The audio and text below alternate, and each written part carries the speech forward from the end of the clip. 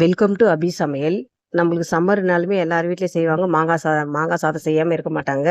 அந்த மாங்காய் சாதம் எப்படி எளிமையான முறையில் செய்கிறாங்க, அது எப்படி செய்கிறன்றதை பாருங்கள். மாங்காய் சாதம் தான் அது. இப்போ குழந்தைங்கள்லாம் நீங்கள் லஞ்ச் பாக்ஸ்லாம் செஞ்சு கொடுத்தீங்கன்னா விரும்பி சாப்பிடுவாங்க. நான் எப்படி செய்கிறன்றதை வீடியோவில் பாருங்கள். பார்க்கறதுக்கு முன்னாடி எங்கள் சேனலை வந்து சப்ஸ்கிரைப் பண்ணிக்கோங்க.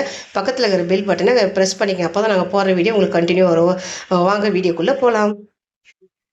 நான் வந்து இன்றைக்கி மாங்காய் சாதம் செய்ய போகிறேங்க. அது எப்படி செய்கிறேன்றதை பாருங்கள். ஃபஸ்ட்டு வந்து ஒரு கடாயை வச்சுட்டு ஒரு 3 ஸ்பூன் ஆயில் ஊற்றிக்கலாங்க. நிறைய எண்ணெய் ஊற்றினா நல்லாயிருக்கும் இது மாங்காய் சாதம். அதனால் ஒரு 3 ஸ்பூன் ஊற்றிக்கிறேன். இப்போ வந்து எண்ணெய் நல்லா காஞ்சிச்சிங்க. இப்போ நம்ம வந்து கடுகுகள் போட்டுக்கலாம். ஒரு 1/4 ஸ்பூன் போட்டுக்கலாங்க. இப்போ வந்து கடுகுகள் நல்லா பொரிஞ்சிச்சிங்க. இப்போ வந்து நம்ம கடலப்பருப்பு உளுத்தம் பருப்பு ஒரு 2 ஸ்பூன் போட்டுக்கலாம். நான் சின்ன ஸ்பூன் சொல்கிறேன், அதில் போட்டுக்கோங்க.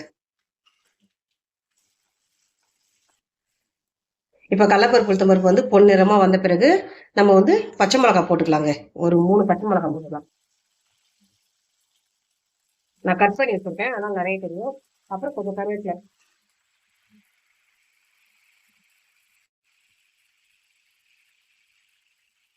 அப்புறம் மஞ்சள்தூள் கொஞ்சமாக போட்டுக்கலாங்க.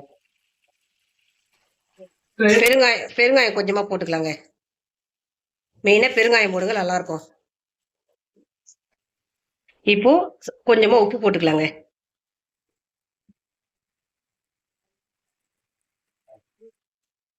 இப்போ நம்ம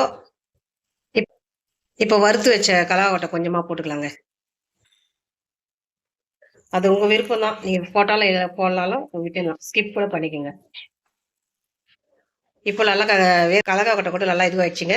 இப்போ வந்து நம்ம மாங்காய் வந்து ஒரு அரை மாங்காய் துருவி வச்சுருக்கேன், அதை நான் போட்டுக்கிறேங்க.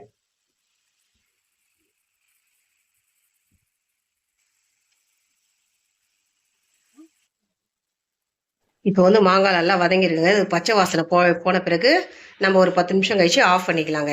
ஆஃப் பண்ணிவிட்டு சாதம் வடித்த சாதத்தை எடுத்து அதில் போட்டு கலர்னா சூப்பரான மாங்காய் சாதங்க. நான் அதை எப்படி செய்கிறேன்றதை பாருங்கள். இப்போ வந்து நாங்கள் சாதம் ஆற வச்சுருக்கோங்க. சாதம் வடித்து அந்த சாதத்தை வந்து இதில் கலந்துக்கலாங்க. கலந்து நம்ம கலரிக்கலாம். உங்கள் குழந்தைக்கு லஞ்ச் பாக்ஸ்லாம் கொடுத்தீங்கன்னா இது விரும்பி சாப்பிடுவாங்க. நீங்கள் இது மாதிரி செஞ்சு கொடுத்து பாருங்கள்.